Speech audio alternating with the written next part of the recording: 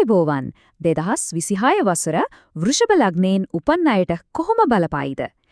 ආයුබෝවන් මම සම්මානීය ජ්‍යොතිර්විද්‍යා සේවයේ අධිපති ප්‍රවීණ ජ්‍යොතිර්වේදීනි ඉරෝෂා නිරෝෂනී සෝමවීර ලබන්නා වූ 2026 නව වසර ඔබ සැමට සාමය සතුට සෞභාග්‍ය පිරුණු වාසනාවන්ත සුබම සුබ නව වසරක් වේවායි සතුට සිතින් ප්‍රාර්ථනා කර සිටිමි.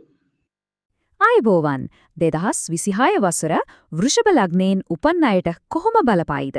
අපි මේ වාර්ෂික පලාපල විග්‍රහය හරහා ඒ ගැන ගැඹුරින්ම කතා කරමු.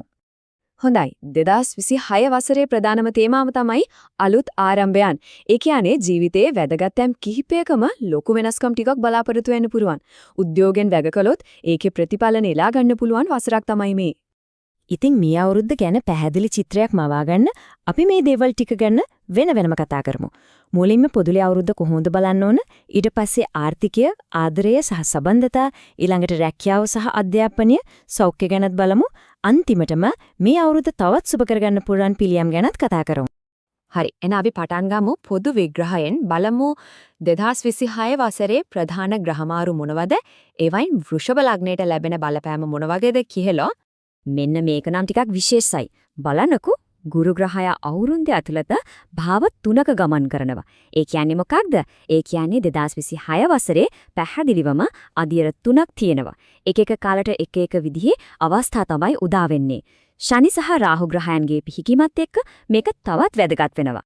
හරි. ඔය ග්‍රහ පිහිටීම එක්ක ආර්ථිකයට, ඒ කියන්නේ සල්ලි භාගය පැත්තට මොකද වෙන්නේ? අපි දැන් ඒ ගැන බලමු. අවුරුද්ද පටන් ගන්නෙම හරිම සුබ විදියට. විශේෂයෙන්ම ජූනි 2 වෙනිදා වෙනකල් ගුරු ග්‍රහයා දෙවන්නේ ඉන්න නිසා ආදායම වැඩි වෙනවා, පවුල සතුට තියෙනවා, අති සල්ලි තිතුරු වෙනවා. ඒ විතරක් නෙවෙයි, සමහර විට දීලා තිබුණු පරණ ණය මුදලක් උනත් ආපහු අතට එන්න හොඳට මිඩකඩ තියෙනවා. හැබැයි මෙතන පොඩි දෙයක් තියෙනවා මතක තියාගන්න. අවුරුද්දේ මුල් මාස දෙකේ කියන්නේ මාර්ච් 10 වෙනකල් මුදල් අතට එද්දී පොඩි ප්‍රමාද වීම වෙන්න පුළුවන්. ඒ නිසා පරණ ගනුදෙනු ගැන එහෙම ටිකක් අවධානයෙන් ඉන්නක හොඳයි. ඊට පස්සේ ජූනි 2 වෙනිදායි නොවැම්බර් 1 වෙනිදායි අතර කාලය ආයමත් ආර්ථිකයට හොඳ කාලයක්. හැබැයි මේක ටිකක් වෙනස්. මේ කාලෙදී Tamanගේ උනන්දුවෙන් මහන්සියෙන් තමයි ප්‍රතිඵල ලැබෙන්නේ. විශේෂයෙන්ම ඔන්ලයින් බිස්නස් කරන, සෝෂල් මීඩියා හරහා ආදායමක් හොයන අයට, එහෙම නැත්නම් කෙටි ගමන් බිමන් වලින් ආදායම් ලබන අයට නම් මේක නියම කාලයක්. හොඳයි. ආර්ථිකයේ පැත්ත එහෙමයි. දැන් අපි හැරමු ජීවිතේ තවත් වැදගත් පැත්තකට. ආදරය, සම්බන්ධතා සහ විවාහය. බලමු 2026 ඒ අංශවලට කොහොම බලපායිද කියලා. ආදරණීය සම්බන්ධතාවලට නම් මේ අවුරුද්දේ ගොඩක් සුබ කාලවල තියෙනවා. බලන්නකෝ අවුරුද්ද පටන් ගත්ත ගමන්ම ජනවාරි 16 ඉඳන් පෙබරවාරි 24 වෙනකල් සම්බන්ධතා ශක්තිමත් කරගන්න අලුත් කෙනෙක් හොයන අයට ඒකටත් නියම කාලයක්. ඊට පස්සේ මාර්ච් ඉඳන් ජූලි වෙනකල් කාලය විවාහ යෝජනාවලට ගොඩක් සුබයි. පෞල් වලින් මේවට අනුමැතිය ලැබෙන්නත් ලොකු ඉඩක් තියෙනවා. හැබැයි හැමදාම එක වගේ නෑනේ. අවුරුද්දේ අගභාගයේ ඒ කියන්නේ ඔක්තෝබර් නොවැම්බර් මාසවලදී පොඩි වැරදි වැටහිම් වෙන්න පුළුවන්. තීරණ ගන්න කොටත් පොඩි ප්‍රමාදයන් වෙන්න ඉඩ තියෙනවා. ඒ නිසා ඒ කාලෙදි ටිකක් ඉවසීමෙන් පැහැදිලිව කතා බහ කරලා ප්‍රශ්න විසඳ ගන්න එක තමයි හොඳම දේ. හරි. ආදරය ගැන කතා කළා. දැන් අපි බලමු වෘත්තීය ජීවිතයේ අධ්‍යාපනයයි ගැන. 2026 කියන්නේ මේ ශාස්ත්‍ර දෙකට කොහොම අවුරුද්දක්ද? රැකියාව පැත්තෙන් බැලුවොත් මේක ඇත්තටම සුභාරංචියක්. රාහු 10 වෙන්නෙත් ශනි 11 වෙන්නෙත් ඉන්න නිසා අලුත් රැකියා අවස්ථා උදා වෙනවා.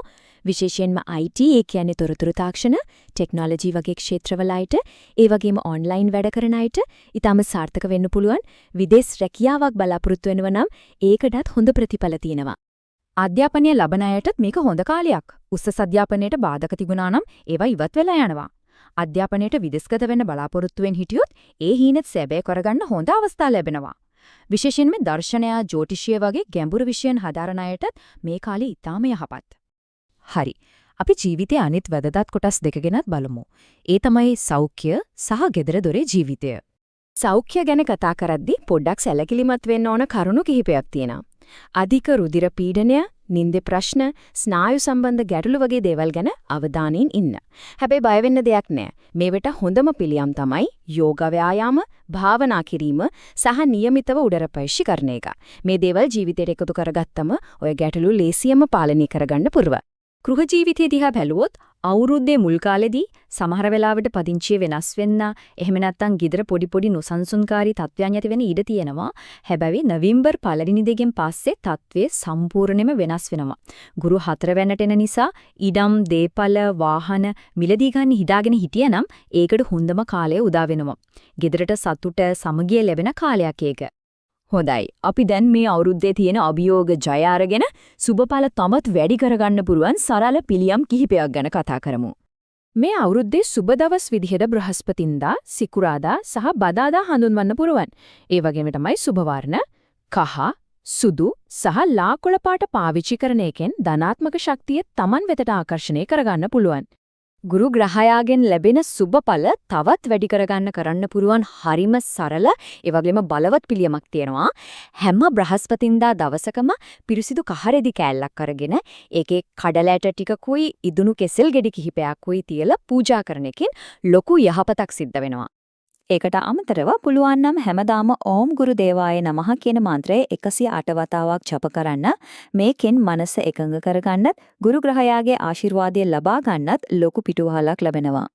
හොඳයි.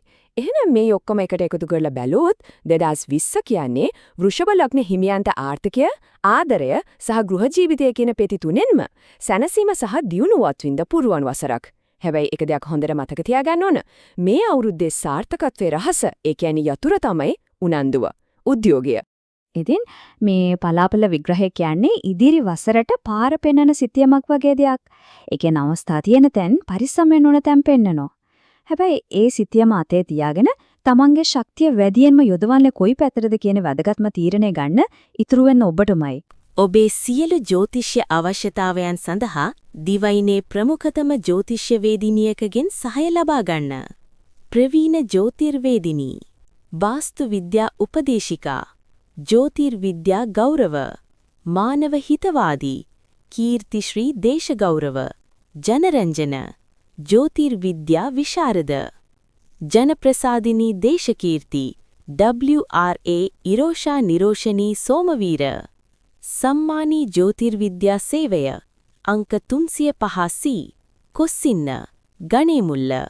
WhatsApp අංකය WhatsApp අංකය 070 248 682 5